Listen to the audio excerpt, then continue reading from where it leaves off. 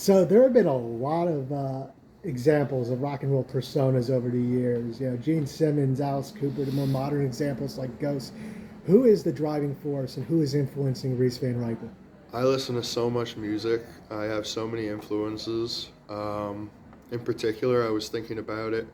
Uh, Dave Matthews influenced me a lot earlier in my career, and then came like the blues guys like Robert Johnson, R.L. Burnside. Um, then, when I was doing a little bit more southern rock and roll, it was definitely Drive By Truckers, uh, and then Bruce Springsteen, of course. But now it's heavily Nick Cave, Tom Waits.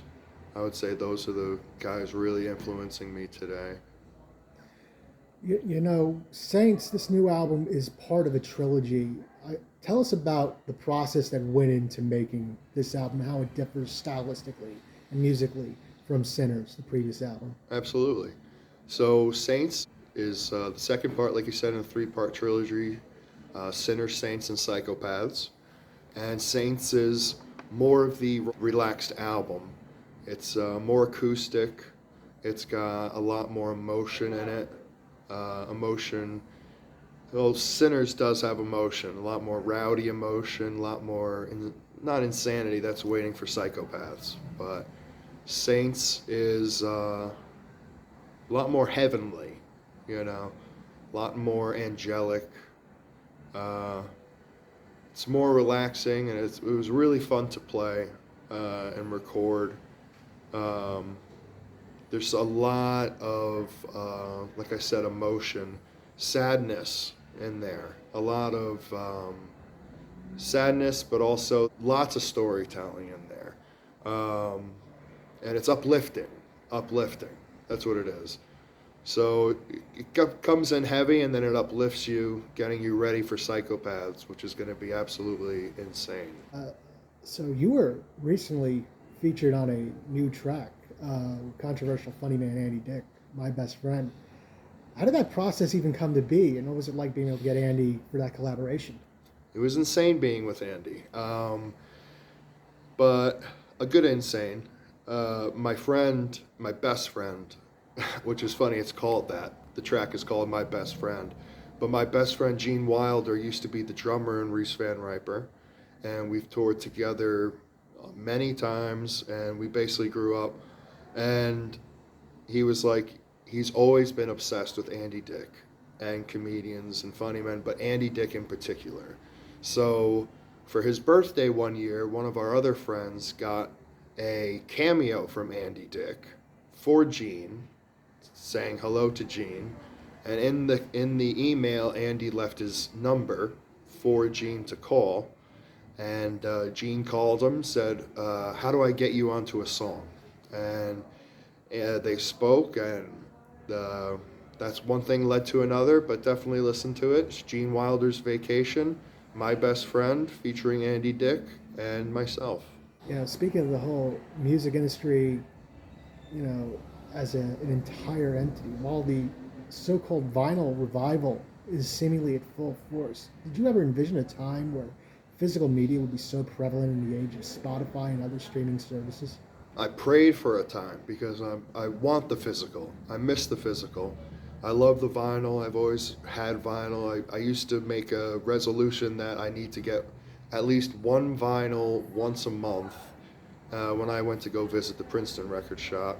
But now that I know that the Dover record shop, Factory Records, exists, I'll be here every month, hopefully, to pick something out new.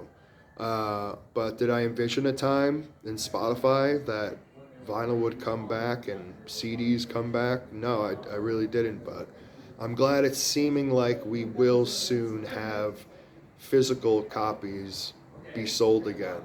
Unfortunately, there aren't a lot of vinyl pressings and businesses, so hopefully we can get the plates running up more, functioning, because everything's back ordered right now on vinyl anyway. On March 25th, Factory Records will be holding a listening party for Saints. As someone who's had a career as an artist for nearly a decade and a half, what has been the most interesting venue that you've personally played in? There have been some really interesting venues that I've played in. The Wormhole was very exciting in Savannah, Georgia. It wasn't so much of the scenery, but more of the people and how interesting they were.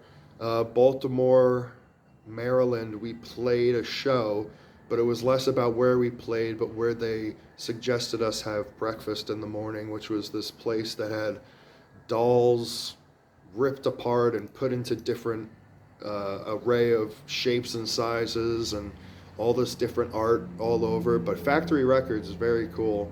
Uh, I love the antique. I love, what do they call it? Shabby chic, like when you have different couches and Yeah. different chairs and stuff Yeah, like something that. I like like that. I would say Factory Records in Jersey will be a very, very eclectic place that musicians and bands can play. I I need to get this out of the way because you and I have a mutual friend in common, Andy Farrell. Yeah, Trophy Andy. Scars. Have you ever played with Trophy Scars? Do you have any stories? Oh with yeah, I Trophy have Scars? many stories of Trophy Scars, many stories playing with them and hanging out with them and partying. I want to say Trophy Scars, they put out this record called Holy Vacants, and it was so good, it changed my life. You don't say that a lot by like local musicians, you know, but it really did. The emotion behind it, the thought process behind it, the experience that Trophy Scars gave you with this Holy Vacants has been very much in part an influence of a lot of what Reese Van Riper does. Because we loved playing with Trophy Scars. We loved Jerry, we loved John, we loved Andy, loved Brian. We loved them all. We hope we could see them come out and play another show, maybe at Factory Records one day. I think that would be terrific. This would be a great, I mean, Jerry would absolutely love this setup. I know Andy obviously does. So, do I have any really crazy funny stories? Just about the amount of times that Jerry and Andy may have woken up on my couch in Ringwood when we used to have parties, and I come and take pictures of them. Maybe I can find that picture. Maybe I can go back and find the picture for the interview. But Oh, please send I that. do have a picture of Jerry and I think it was Andy, like sleeping on each other, like on the couch, you know, which is actually funny. But I do miss Andy, and I'm very glad I'm going to be able to see him at Factory Records on March 25th. You know, and lastly, whether for your fans who plan on coming out to the listening party, or for those who haven't heard the name of Papa Reese and are just getting a glimpse of you for the first time, can you take a moment and just address the people? Absolutely. People of Factory Records, people of Legion of Reese Van Riper, be prepared for an experience of your life when you come see us on March 25th at Factory Records. We're going to transform the space into heaven, basically. You'll be walking into the gates of heaven. We're going to have champagne, toasts. We're going to have hors d'oeuvres. We're going to have artists, Greg Gersler and Joe Gallupo, display their art.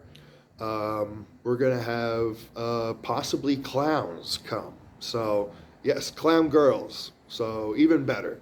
So, thank you for thinking of coming, and thank you for eventually coming to March 25th at Factory Records.